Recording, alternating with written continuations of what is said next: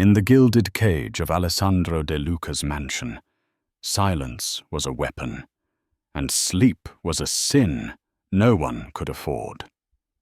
He was the ghost of the underworld, a man whose name was whispered in fear, a king ruling an empire of shadows. When a new maid, Elara, arrived, a girl as quiet as a church mouse, with eyes that held a storm, his paranoia coiled. So he laid a trap. Feigning sleep in his study, with his $1,000,000 watch glinting on the table, he waited for the mouse to show its teeth. But she didn't reach for the gold. She reached for him. Alessandro. The ghost. De Luca did not rule his empire from a throne of gold, but from a minimalist armchair of black leather encased within a fortress of glass and steel that overlooked the city lights like a predator watching its hunting ground. The mansion was less a home and more a mausoleum for his emotions. Every surface was polished to a mirror shine. Every corridor was silent and watched by unseen eyes. And every soul who walked its halls did so with the quiet reverence of those in the presence of a sleeping god, a god who was notoriously light on mercy. He had earned his moniker. Men who crossed him didn't just die. They vanished. They became whispers, cautionary tales, told to frighten ambitious underlings. Alessandro moved through the criminal underworld with a chilling precision. His presence felt but rarely seen. He was a phantom in a Brioni suit, his face a mask of cold, aristocratic indifference that had been perfected over 15 years of brutal, methodical ascension. This control, this obsessive order, was born from chaos. It was forged in the fire and screams of a night he could never escape, a night that had stolen the only piece of his soul that had ever been pure, his younger sister, Leah. She had been 17, all bright smiles and fierce loyalty. The one person who could look past the burgeoning darkness in him and see only her big brother. A car bomb intended for him, but claimed by her, had turned his world to ash. Since that day, Alessandro had methodically rebuilt his world, not with warmth and light, but with impenetrable walls and chilling silence. Trust was a currency he no longer traded in. Every employee in his mansion, from his most trusted consigliere, Lorenzo Gallo, to the groundskeepers, was vetted to an impossible standard. Their pasts were exhumed, their secrets laid bare. And yet he still watched. Paranoia was not a weakness in his world. It was the armor that had kept him alive. So when Elara Vance arrived, she was an anomaly. He couldn't reconcile. She had passed the background check, of course. An orphan raised in the system, with a work history as spotless as it was unremarkable. She had cleaned hotels, then serviced apartments, always with glowing reviews that praised her quiet efficiency. She was 24, but looked younger with a fragile build and wide, doe-like eyes the color of a stormy sea. Her hair was a simple brown, usually pulled back so tightly it seemed to accentuate the nervous tension in her shoulders. She was quiet, not just professionally discreet, but unnervingly silent. In a house where footsteps were measured, hers were non-existent. She would glide into a room, perform her duties with meticulous care, and vanish without a word, leaving behind only the scent of lemon polish and a faint, unsettling sense of absence. The other staff found her odd. Alessandro found her suspicious. Shyness could be a mask. Timidity could be a tactic. In his world, weakness was an invitation for a knife in the back. Why was she here? The pay was exorbitant.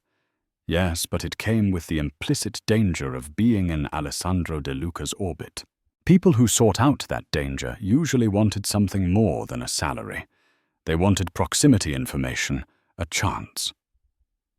For 2 weeks, he watched her through the mansion's sophisticated surveillance system.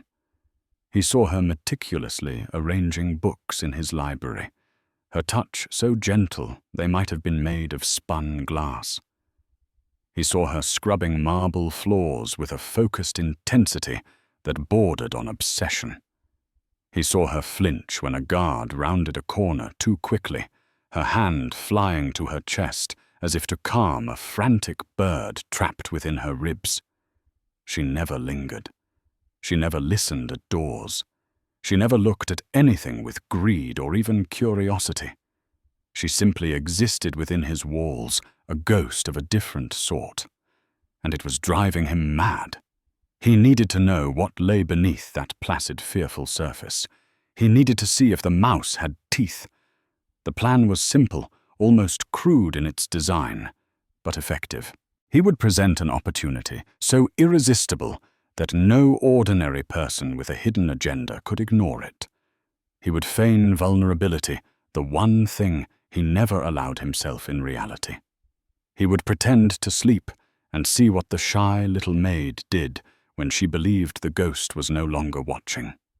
That evening, he dismissed his personal security detail from his private study, a grand 2-story room lined with dark mahogany and filled with books he never read.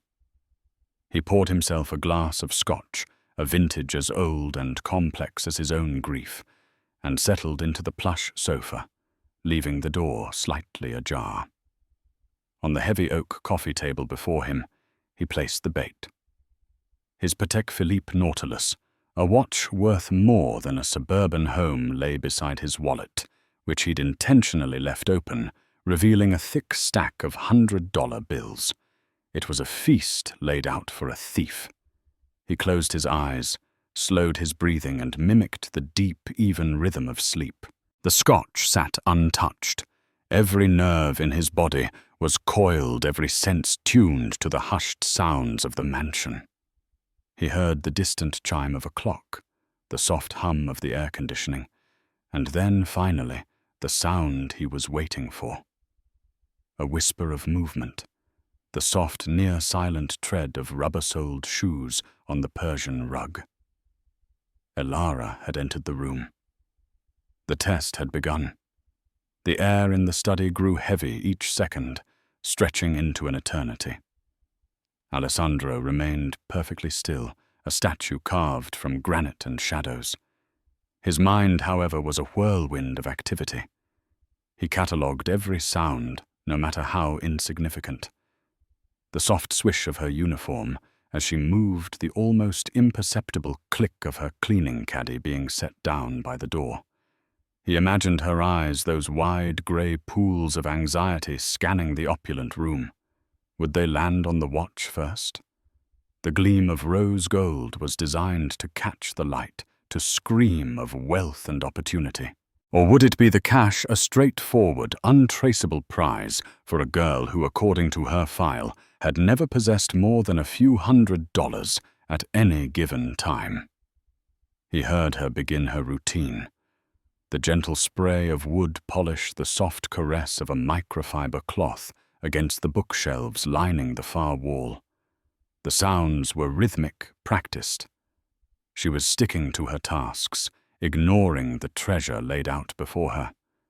Was she disciplined, or was she simply biding her time, waiting for the perfect moment, making sure he was truly asleep? His muscles tensed. The deception was a strain. It was an act of submission, however false, and it chafed against every predatory instinct he possessed. To be this vulnerable, even as a ruse, felt like a betrayal of the code that had kept him alive. Never show weakness. Never close both eyes. Minutes bled into one another. He heard her move around the perimeter of the room, her movements economical and precise. She dusted the grand fireplace mantel, polished the glass on a framed photograph of his late parents. a photo he kept as a reminder of a life before the fire. And then she began to move closer to the center of the room, closer to him. This was it. His heartbeat, usually a slow, steady drum, kicked up a notch. He fought to keep his breathing even, to prevent the subtle flutter of his eyelids that would betray his consciousness. He could smell her now, a faint scent of lemon and clean linen, a scent too pure for this house of secrets. He heard the cloth being placed on the coffee table. She was there, right there, inches away from the bait, inches away from him. He braced himself for the telltale signs of theft, the soft slide of the wallet being emptied, the metallic clink of the watch being pocketed. He had already decided her fate. If she stole, she wouldn't be fired. She would simply disappear, another whisper in the legacy of the ghost. It was a shame. He'd almost started to find her silent presence tolerable. But the sounds he expected never came. Instead, there was only silence. A deep, profound silence that was more unnerving than any noise.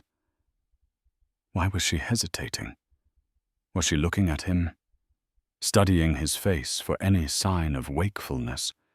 He could feel her presence like a change in atmospheric pressure, a warmth that seemed to emanate from her small frame. It was unsettling. No one had stood this close to him, this unguarded in years.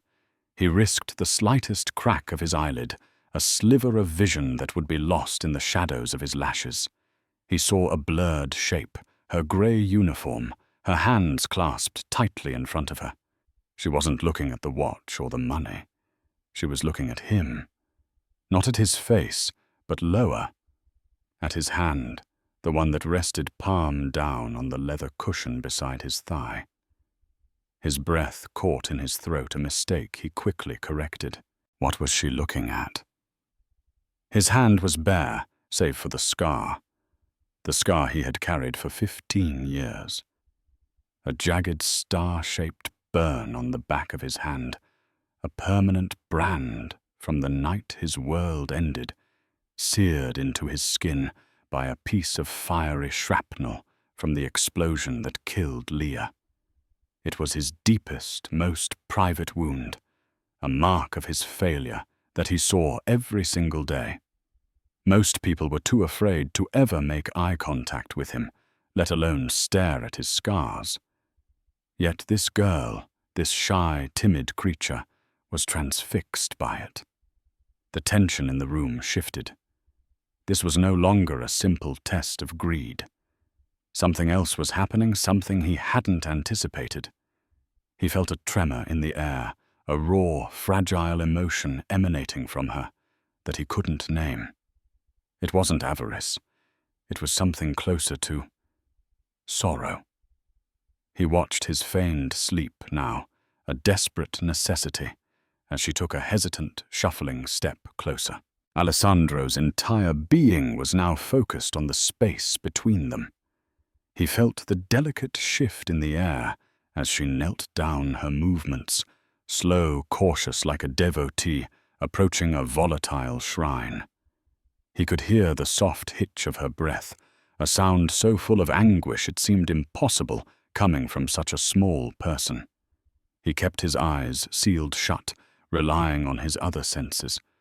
He felt the warmth of her body as she leaned closer, the scent of linen and a faint floral hint of soap filling his nostrils.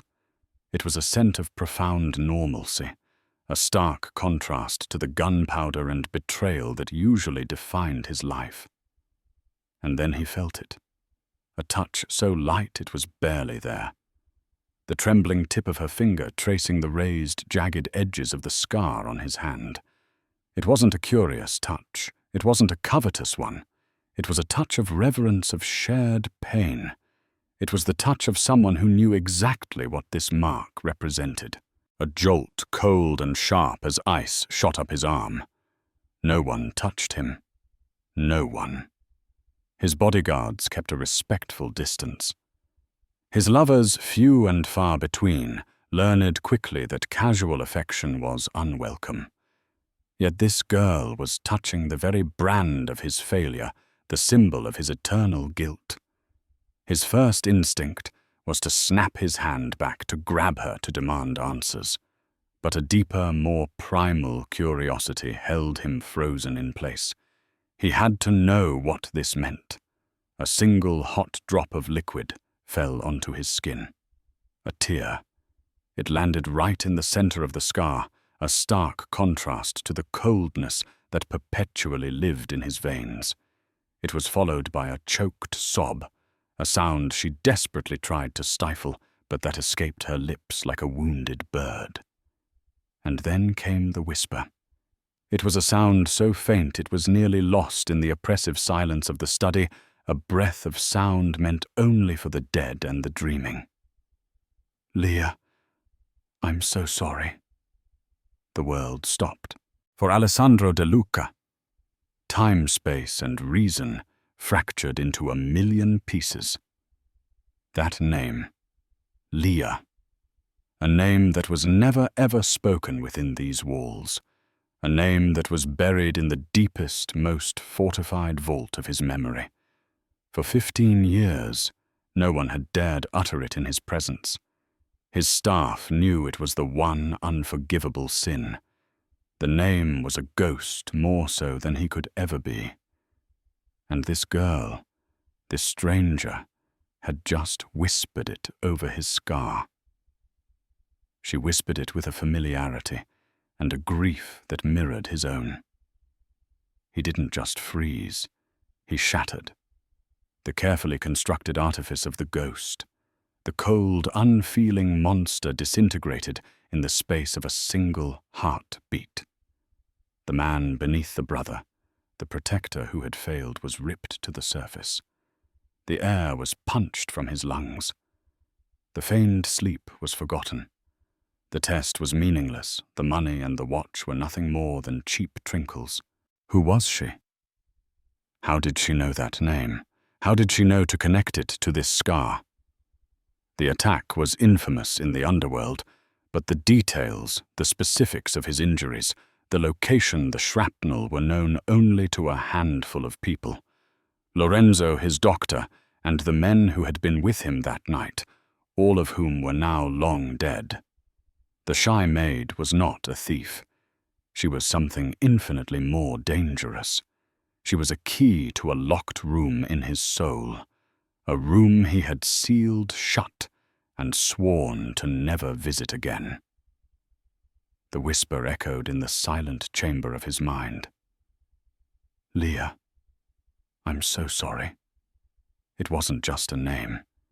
It was an apology, an absolution, a mystery that demanded to be solved no matter the cost. His eyes snapped open. The moment Alessandro's eyes opened, the fragile atmosphere in the room was obliterated. They were the eyes of a predator, icy blue and utterly devoid of mercy. All the feigned sleepiness was gone, replaced by a lethal intensity that had made grown men break down and confess sins they hadn't even committed. Elara gasped, stumbling backward as if she'd touched a live wire. Her face, which had been a mask of profound grief, was instantly flooded with sheer terror. The stormy grey of her eyes widened into huge dark circles of panic. She scrambled to her feet, knocking over her small cleaning caddy with a clatter that sounded like a gunshot in the dead silent room. Bottles of polish and rags spilled across the priceless rug. I'm sorry, Mr. De Luca," she stammered, her voice trembling so violently she could barely form the words. "I thought you were asleep. I was just cleaning." Her excuse was pathetic, and they both knew it. Alessandro rose from the sofa in a single fluid motion. He didn't shout. He didn't rush. He moved with a deliberate, terrifying grace, each step closing the distance between them, cornering her against the towering bookshelves. He was a lion, and she was the doe caught in his path. "Don't lie to me," he said, his voice a low, gravelly whisper that was more frightening than any yell. "Lying is a poor survival strategy in this house." He stopped less than a foot from her. She pressed herself back against the leather-bound books, her knuckles white. She was shaking from head to foot, her breath coming in short, panicked pants.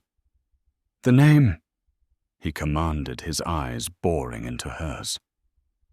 "You said a name. Say it again." Tears streamed freely down her face, now silent tracks of terror. I don't know what you're talking about." In a flash, his hand shot out and gripped her wrist. His touch was not brutal, but it was like being caught in a steel trap, absolute and inescapable. Her bones felt as fragile as a bird's beneath his fingers. "I will not ask again," he snarled, the phantom of the ghost returning with a vengeance. "Who are you? And how do you know the name Leah?" The sound of his own voice saying his sister's name was alien. It felt like dragging a shard of glass across his vocal cords. Her defiance, if she ever had any, crumbled. A wave of resignation washed over her features, extinguishing the panic, and leaving behind a hollow, bone-deep sorrow. Her eyes met his, and for the first time he saw past the fear. He saw a flicker of the same grief that haunted his own reflection. "My name is Elara Vance," she said, her voice barely audible, but steady now, as if speaking her own name had given her a sliver of strength. "And Leah DeLuca was my best friend." Alessandro felt as though the floor had dropped out from under him. He searched his memory frantically, digging through the hazy, grief-shrouded recollections of 15 years ago. Leah had friends, of course. She was bright and popular. He remembered sleepovers, giggling girls in the hallways, faces that were now a blur. He had been older already, being groomed for the life already distant. "Vance," he murmured the name, tasting foreign on his tongue. He didn't remember it. "I don't know you." "You wouldn't," she said, a hint of old bitterness in her tone. "You were always too busy." I was the quiet one. The scholarship kid she took under her wing. We were inseparable. We told each other everything. She looked down at his hand, still gripping her wrist, and then at the scar. We were together the day of the fire festival. The day she died. I was supposed to be in that car with her. The confession hung in the air, thick and suffocating. Alessandro's mind reeled. The fire festival. It was a city-wide celebration. Leah had begged to go. He had been against it, a premonition of danger he couldn't shake. But she had insisted, and he had relented on the condition that his men drove her, and that she check in every hour. The last call had come 20 minutes before the explosion. She'd been laughing, telling him she was on her way home. She'd mentioned she was waiting for a friend who was running late. "You," he breathed, the realization dawning on him. "You were the friend." Elara nodded, fresh tears welling. "My bus was delayed. I was 10 minutes late to our meeting spot. 10 minutes. Her voice broke. "I saw the explosion from 2 blocks away. I saw the smoke. By the time I got there, it was too late. I saw them pull you out. I saw your hand." The puzzle pieces were slotting into place, forming a picture more horrific than he could have imagined. This girl hadn't just known Leah. She had lived the same trauma from a different, more helpless perspective. His grip on her wrist loosened, but he didn't let go. "Why are you here, Elara? After all these years, why come into my house as a maid?" His voice was rough with suspicion. Grief was one thing, infiltration was another. She finally met his gaze, and the fear was gone, replaced by a raw, burning intensity. "Because they lied?" she whispered fiercely. The official story was a rival family hit. The Morettis. But it was too clean, too quiet. The Morettis were savages. They would have claimed responsibility, paraded their victory. This was different. It felt personal. And then the investigation just stopped. The case went cold. You went silent. Everyone just let it go.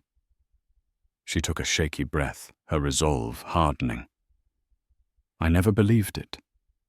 Leah knew things.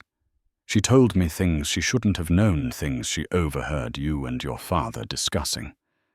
She was scared of someone not a rival family, but someone close to you. She never told me who. I've spent the last 15 years with that secret festering inside me. I got this job because I had to know the truth. I came here to find justice for her because the great Alessandro De Luca. The ghost never did. Her accusation struck him with the force of a physical blow. Never did. He who had dismantled the entire Moretti family piece by painful piece, who had spent years hunting down every last rumor, every whisper of the attack, was being accused of inaction by his sister's childhood friend. He saw it then. This wasn't a thief. This wasn't an assassin.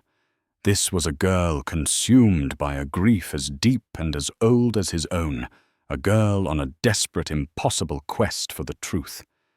And she had just walked straight into the ghost's lair. The confession echoed in the cavernous study long after she'd spoken. Alessandro released her wrist, and she immediately cradled it to her chest, rubbing the skin where his fingers had been. The physical distance between them grew, but an invisible, unbreakable tether had just been forged. It was a bond of shared tragedy, a chain linking them both to the ghost of a 17-year-old girl. Alessandro turned away from her, pacing the length of the room. His mind was a maelstrom. Her words, she was scared of someone close to you, replayed on a loop, each repetition chipping away at the foundation of his world. He had always assumed the attack was external, a move by the Morettis to take out the De Luca heir. He had avenged it with biblical fury. But what if he had been wrong? What if his vengeance had been a violent, bloody misdirection? The thought was nauseating. It meant the real killer, the architect of his lifelong pain, had walked free, and may still be walking free, perhaps even within his own circle. His paranoia, once a shield, now felt like a curse. Who could he trust, Lorenzo? His consigliere had been like an uncle to him since his father's death. Marco, his head of security. He'd taken a bullet for Alessandro 2 years ago. The idea of betrayal from within was a poison he couldn't countenance. He stopped and faced her. Elara hadn't moved. She stood, small and defiant amidst the fallen cleaning supplies, a soldier who had fired her only shot and was now awaiting the verdict. "You are playing a dangerous game," he said, his voice flat and cold, though his insides were churning. "Coming into my home with a head full of secrets and accusations. I should have you removed, permanently." She flinched at the threat, but her chin remained high. "Then Leah will never get justice," she stated simply. "You can kill me, Mr. De Luca, but you can't kill the truth." He stared at her, this impossible girl. She possessed a courage born of pure desperation. In her he saw the same stubborn fire that had lived in Leah. His sister would have done the same for her. The thought was a dagger to his heart. He made a decision. It went against every rule he lived by, every instinct for self-preservation he had honed over the years. But her theory, as wild as it was, had planted a seed of doubt that was already taking root. "You will no longer be a maid," he declared.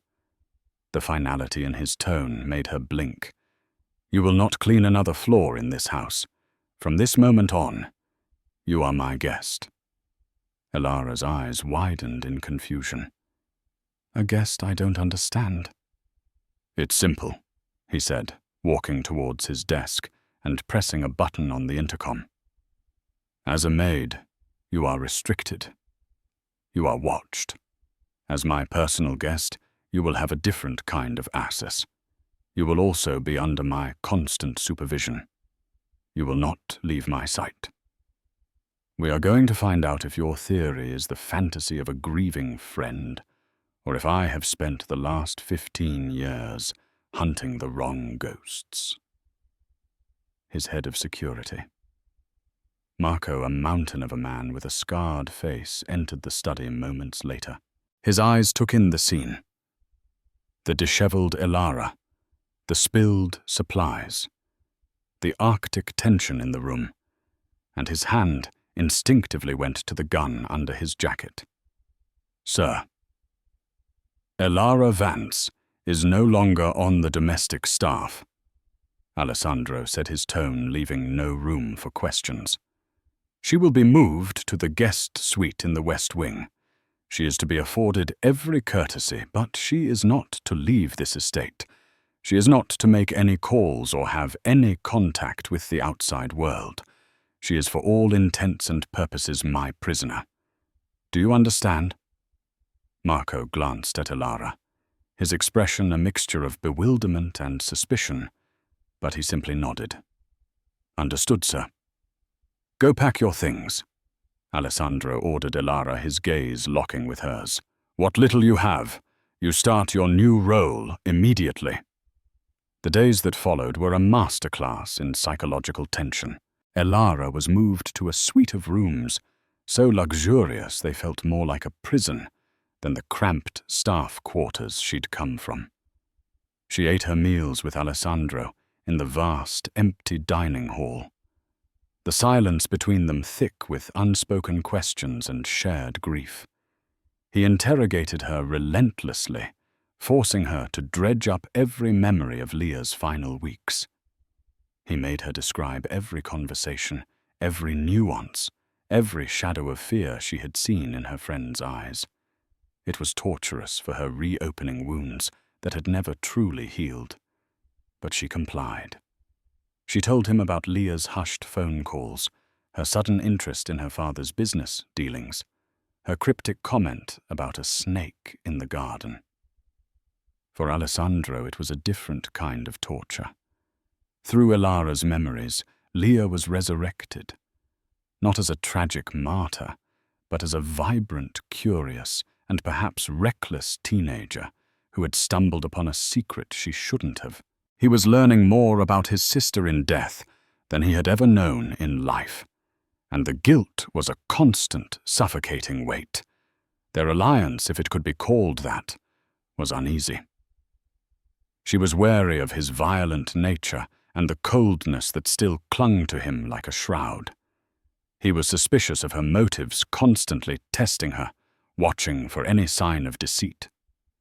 Yet a strange intimacy began to grow between them. They were two broken halves of a whole united by a singular purpose. He would catch her staring at his scar, her expression unreadable. He, in turn, found himself noticing the way she chewed her lip when she was thinking, or the quiet strength in her eyes that belied her fragile appearance. The outside world, however, was not content to remain quiet. Ivan Petrov, the ruthless head of the Russian Bratva, and a long-standing rival, seemed to sense a shift in the balance of power. A shipment of DeLucas was hit at the docks. An enforcer was found dead in a clear message. Petrov was testing the waters, prodding the ghost, to see if he was distracted, if there was a weakness to be exploited. Alessandro dealt with the provocations with his usual brutal efficiency, but his focus was divided. His nights were spent with Elara, poring over old family records and security logs from 15 years ago, searching for the snake Leah had mentioned. His days were spent pushing back against Petrov's incursions, his mind constantly straddling two different wars, one in the present and one in the past. One evening, while they were in his father's old sealed study, a room he hadn't entered since the funeral, Elara found something. Tucked away inside a hollowed-out copy of The Count of Monte Cristo was a small leather-bound diary. It was Leah's, and on the first page in her familiar looping cursive were the words, "For Elara's eyes only." If you're reading this, it means I couldn't tell you myself, and you must trust no one, especially not Lorenzo. The name hit Alessandro like a physical blow. Lorenzo. Lorenzo Gallo. His father's most trusted friend. His own consigliere. The man who had held him as he wept over Leah's casket, who had guided him through the bloody path of succession, who had helped him hunt down the Morettis. Lorenzo was family. The idea was not just unthinkable, it was a sacrilege. "It can't be," Alessandro whispered, his voice hoarse. He reached for the diary, but Elara held it protectively against her chest. "Alessandro, wait," she said, her voice firm, calling him by his first name for the first time. The formality between them was shattering. "Leah wrote this. We have to see what she said." His mind raced, desperately seeking an alternative explanation. It was a mistake, a teenage misunderstanding. Leah had never liked Lorenzo's stern demeanor. It had to be that. But the warning trust no one. Especially not Lorenzo was chillingly specific. With trembling hands, Elara opened the diary. The pages were filled with Leah's youthful handwriting, detailing school crushes, arguments with her father, and dreams of traveling the world. But as they read further, the tone darkened. The entries from the last month of her life painted a terrifying picture. October the 3rd. Lorenzo was in Papa's study again today. They were arguing. I heard Papa shout something about the Petrov account and betrayal. Lorenzo looked so cold when he left. Not like Uncle Lorenzo. He looked like a stranger. October 10th. I saw Lorenzo at the waterfront today. He was supposed to be in Chicago. He was meeting with a man with a tattoo of a bear on his neck. He gave the man an envelope. I hid behind some crates. I think he saw me. I'm scared. I tried to tell Ale, but he's so busy with his own training, he just told me to stay out of business. I don't understand. The tattoo of a bear. The symbol of the Petrov Bratva. Alessandro felt the blood drain from his face. Ivan Petrov's personal sigil. The Petrov account must have been a secret ledger detailing illicit business dealings between the DeLuca and Petrov organizations, dealings his honorable father would have never sanctioned. Lorenzo had been working with their rivals. He sank into a chair, the strength gone from his legs. The entire foundation of his life was a lie. His revenge had been a farce, orchestrated by the very man who had encouraged it. Lorenzo had pointed him at the Morettis, fanning the flames of his grief and rage, using him as a weapon to eliminate a mutual rival while covering his own treacherous tracks. The bomb wasn't for him. It was for Leah. She had seen something she wasn't supposed to see. She had become a liability. He killed her. Alessandro breathed the words, tasting like ash. He killed her, and then watched me burn the world down for a ghost. Elara knelt before him, placing a gentle hand on his knee. The gesture was tentative but grounding. Her eyes, filled with a shared pain, met his. "We have the truth now," she said softly. "The question is, what are we going to do with it?" The grief in Alessandro's chest was swiftly being consumed by a cold, pure rage, unlike anything he had ever felt. This was not the hot, impulsive anger of his youth. This was the glacial, grinding fury of absolute betrayal. He had mourned for 15 years. Now it was time for someone else to. "He won't just die," Alessandro vowed, his voice a low, chilling promise. "That is too easy. I'm going to take everything from him. His power, his reputation, his hope. I'm going to make him watch as his world turns to dust. And you," he said, looking at Elara, his gaze intense, "you are going to help me." A new alliance was forged in that dusty, forgotten room. Not of grief, but of vengeance. They were no longer a Mafia boss and his prisoner. They were partners. Their plan was intricate, a web of deceit worthy of Lorenzo himself. They used the information from Leah's diary as a road map. Alessandro started feeding Lorenzo false information about a massive new weapons deal, a deal so lucrative it would shift the balance of power in the city. He made it seem as though he was overextending his resources, leaving his southern territories vulnerable, a juicy target for the Petrovs. Elara played her part flawlessly. Under Alessandro's guidance, she became his constant companion, his new mysterious confidant. Lorenzo and the other capos saw her at his side during meetings, her presence a silent, unnerving puzzle they couldn't solve. Her transformation from the shy maid was astounding. The fear was gone, replaced by a quiet, steely resolve. She was no longer a victim of the past. She was an agent of its retribution. Lorenzo, blinded by greed and arrogance, took the bait. He saw Elara as a weakness, a distraction that was making his boss sloppy. He passed the false intel to Ivan Petrov, assuring him that the time to strike was now. A meeting was arranged between Lorenzo and Petrov at a remote De Luca warehouse, the very place Alessandro had chosen for his endgame. The night of the planned betrayal was cold and moonless. Rain lashed against the windows of the mansion.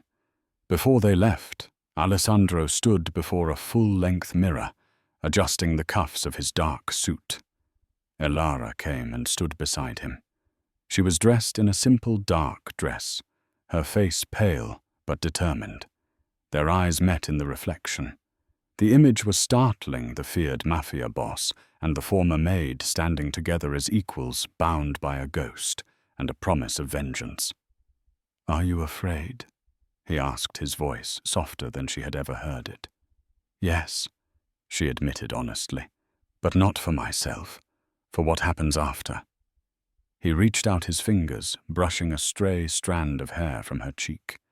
The touch was brief, but it sent a shock-wave through the space between them. For the first time, their connection felt like more than just shared trauma. It was a fragile, dangerous spark of something else entirely. "After," he said, his eyes holding hers in the mirror, "we build something new from the ashes." It was a promise. And as they walked out into the stormy night, heading towards a confrontation 15 years in the making, they both knew it was a promise that would either be their salvation or their doom. The warehouse was a cathedral of decay, smelling of rain-soaked concrete and the ghosts of forgotten business. High on a steel catwalk, veiled in industrial shadows, Alessandro and Elara watched the final act of a 15-year-old tragedy begin. Below, Lorenzo Gallo strode into the center of the vast, empty floor. His posture was arrogant, his steps echoing with the confidence of a man who believed he was moments away from seizing a kingdom. Seconds later, Ivan Petrov and his entourage of 6 stone-faced Bratva soldiers entered from the loading bay doors.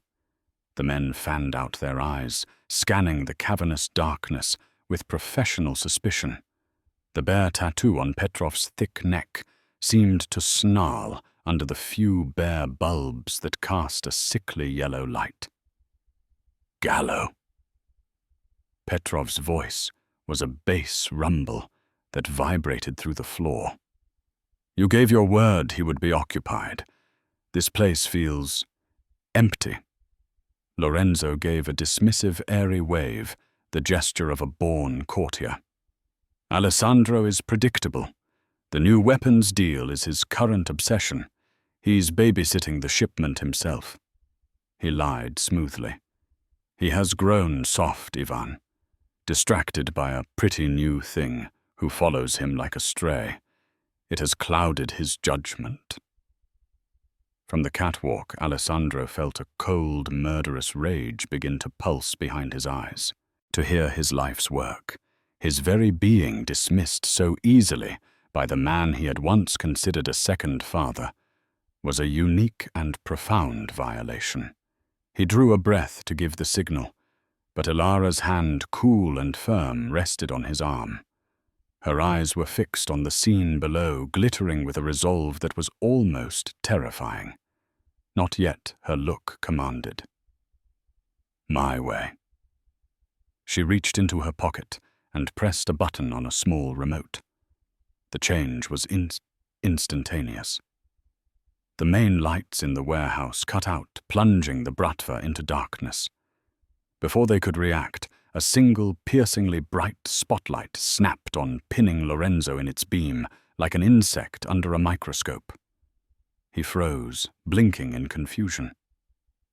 Then a voice filled the space broadcast from speakers hidden throughout the rafters. It wasn't Alessandro's booming command. It was a young woman's voice, clear and hauntingly sad. Ilara's voice. October 10th. The recording began each word a spectral arrow. I saw Lorenzo at the waterfront today. He was supposed to be in Chicago. He was meeting with a man with a tattoo of a bear on his neck. Petrov and his men froze, turning as one to stare at Lorenzo, whose face had gone slack with shock.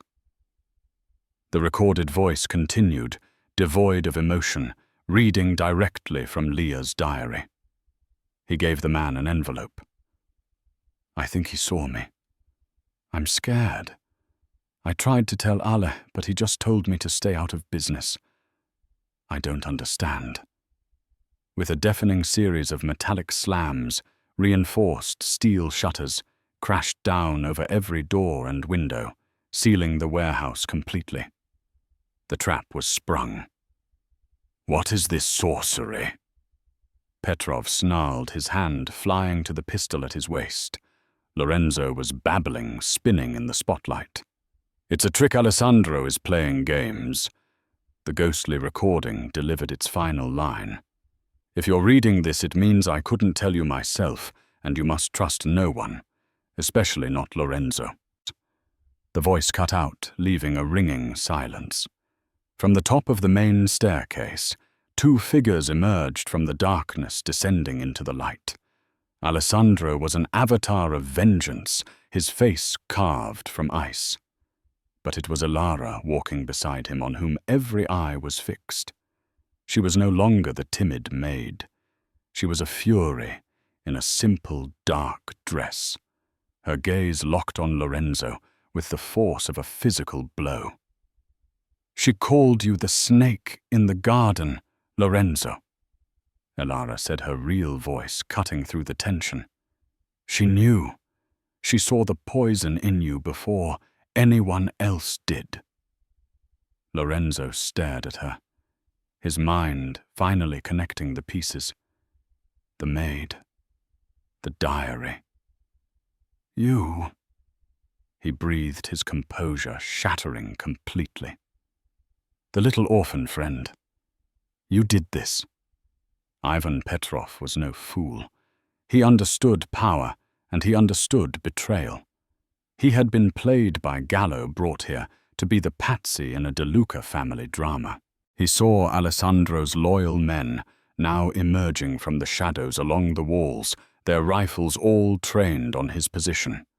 He was trapped, and his partner was a proven liar and child killer. He made the only calculation a survivor could. He turned to Alessandro, raising his hands in a gesture of grudging respect. "De Luca," he said calmly, "I came here to do business with a man of influence. This thing," he spat, gesturing at the trembling Lorenzo, "is not that. He is filth. My quarrel is not with you tonight. My quarrel is with the man who lied to me and murders little girls. He is no longer my partner. He is a gift, my gift to you." With a sharp nod from Petrov, two of his own men seized Lorenzo, disarming him and forcing him to his knees. A strategic surrender, a pivot of allegiance. Alessandro's eyes met Petrov's. An entire negotiation passed between them in that silent look. Alessandro gave a curt, almost imperceptible nod. "Get out, and forget the southern territories." Petrov didn't hesitate. They were never mine. He and his men backed away as one of the shutters lifted just enough for them to slip out, vanishing into the rainy night. Now the warehouse was quiet. It was a private affair once more. Just Alessandro e Lara and the kneeling, defeated Lorenzo held in place by Alessandro's men. Alessandro circled him slowly like a shark. "You built my career on a lie, Lorenzo. You mentored me in vengeance for a crime you committed. You held me while I mourned my sister. Tell me, did you enjoy the performance?" Lorenzo looked up, his face a mask of pathetic, snarling hatred. "Your father was going to cut me out. He found out about my dealings with Petrov. He called me a cancer. Leah was his little spy. She sealed her own fate. And you were always his perfect son, his golden heir. The empire should have been mine. It was the whining confession of a small, jealous man. There was no grand reason, no noble motive. Just greed." "She wasn't a spy," Elara whispered, her voice thick with emotion. "She was a daughter who loved her father." The sound of her voice seemed to break Lorenzo's last thread of sanity. With a guttural roar, he made a final desperate move. One of Alessandro's men had been careless, holding him too loosely. Lorenzo twisted, revealing a wicked blade he'd had strapped to his forearm. He lunged not at the heavily armed men or at Alessandro, but at the one person he blamed for his downfall. He lunged for Elara. "You ruined everything!" he shrieked. Alessandro moved with impossible speed. He didn't draw his weapon. He threw himself in front of Elara, a human shield. He met Lorenzo's charge, grabbing the man's wrist, but not before the blade sliced deep into his own left forearm. A sharp, searing pain shot up his arm. Blood, dark in the dim light, welled instantly, soaking the sleeve of his expensive suit. He ignored it. His eyes, burning with the cold, terrifying fire, never left Lorenzo's. With his good hand, he twisted the man's wrist until the bone snapped with a sickening crack. The knife clattered to the floor. Alessandro slammed his fist into Lorenzo's face, sending him sprawling. His men rushed forward, but Alessandro held up a hand, stopping them. He stood over Lorenzo, his arm dripping blood onto the concrete, his chest heaving. He kicked the knife away and picked up the gun Lorenzo had dropped. He looked at Elara, who was staring at his bleeding arm, her face a mask of horror and concern. Then he looked at the pathetic man on the floor. His rage was gone, replaced by a profound, empty coldness. He walked over to Elara and offered her the gun handle first.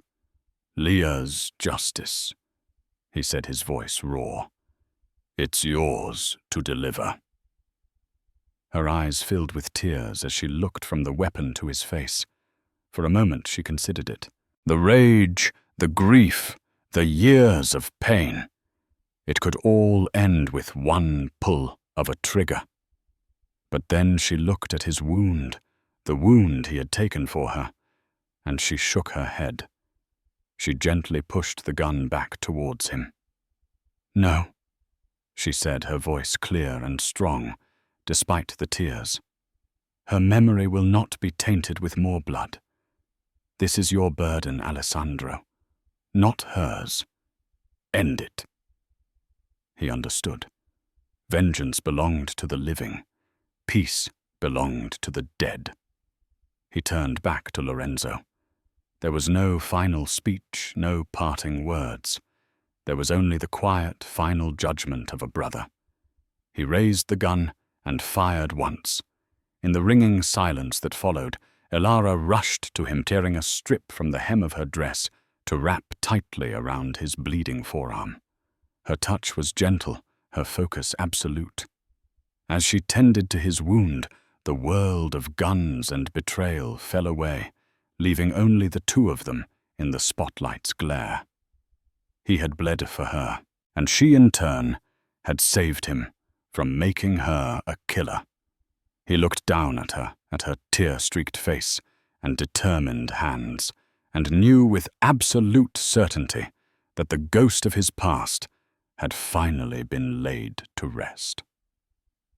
He tilted her chin up with his uninjured hand, and when he kissed her it was not with the desperation of survival, but with the quiet, profound promise of a future they would have to build together from the ashes. And so the ghost of the underworld and the girl who hunted the truth found their justice not in the silence of the grave, but in the volatile space between them. The empire was secure, the traitors were gone, but the scars remained, one on his hand and a matching set on their souls. Their story is far from over. This was not an ending, but a new dangerous beginning. What does the future hold for a king who has learned to feel, and a woman who has found her courage in the heart of the storm? The underworld never sleeps, and new threats are always watching from the shadows.